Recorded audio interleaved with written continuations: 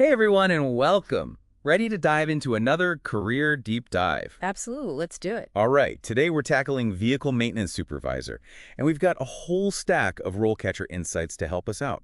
Career guides, interview tips, the works. Sounds like we're in for a thorough breakdown. Oh, you bet. And the first thing that struck me going through all this, it's not just about being a master mechanic. There's a whole lot of leadership and management woven in. Right off the bat, and that's clear from the get-go. The RoleCatcher Guide puts a huge emphasis on the managerial side. Yeah, it's not just about fixing cars, right?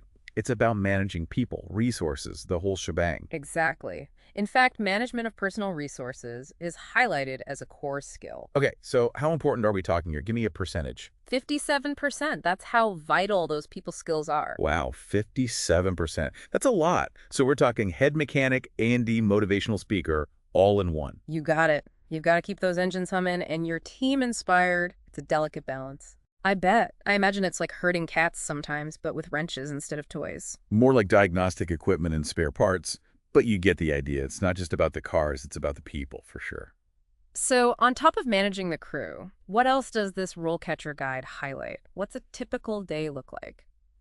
Well, you're essentially overseeing the service station's whole operation.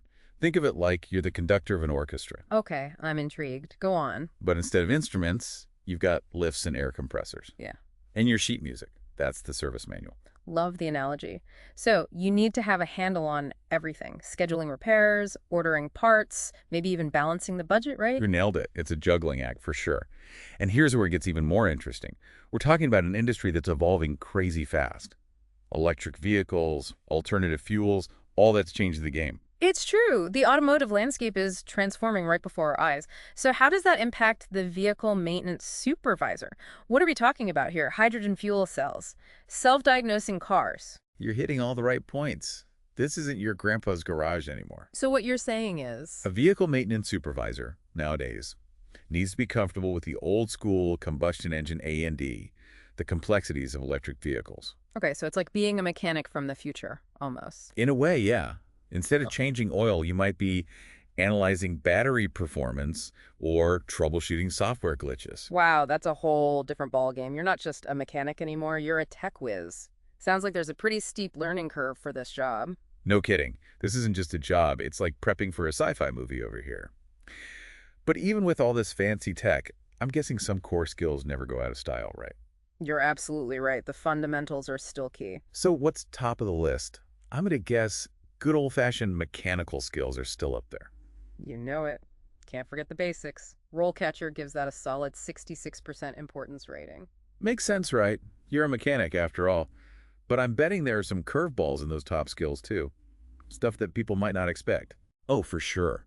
Remember all that talk about diagnostics and software? Well, monitoring is right up there with hands-on mechanical work, 57%. Whoa, no kidding. Monitoring tied with mechanical. So not just keeping an eye on the clock then. This sounds way more high-tech. It's a whole other level. Think analyzing data from sensors, making sense of those diagnostic reports, even predicting problems before they happen. So it's like being a detective, but for cars. Exactly. It's about being proactive, not just fixing things after they break. Which probably explains why reading comprehension is also a top skill, right? Bingo. And I'm not just talking about skimming through a repair manual. We're talking technical documents, industry reports, maybe even research papers on the latest and greatest in automotive tech. Wow. So you're not just a mechanic, you're practically a scholar. Constantly got to be learning, huh? This industry never sits still. Speaking of moving up, the RoleCatcher Guide talked about career paths, too. What's the usual route to becoming a vehicle maintenance supervisor? Well, most folks start as vehicle maintenance technicians, getting their hands dirty, learning the ropes. That classic start from the bottom approach. Exactly. From there, you might become a senior technician, more responsibility, maybe mentoring some newbies. Working your way up the ladder, building that expertise, but are there ways to stand out? To really show you're ready for that supervisor role? Absolutely. ASE certifications are huge in this field. Ah, yeah, I've heard of those. What are they exactly? Think of it like a gold standard. It shows you're serious about your career, that you've got the skills to back it up. Like a black belt in car repair. So those certifications plus that hands-on experience, that's the ticket. It's a great foundation, but acing the interview is crucial. And that's where RoleCatcher really shines. They've got this massive database of interview questions. How massive are we talking? Try over 120,000. Whoa, 120,000 questions. That's a lot of interview prep. They must cover everything under the sun. Pretty much. But don't worry, they filter it down based on the specific job you're going for. Okay, so no need to cram for every possible car question then.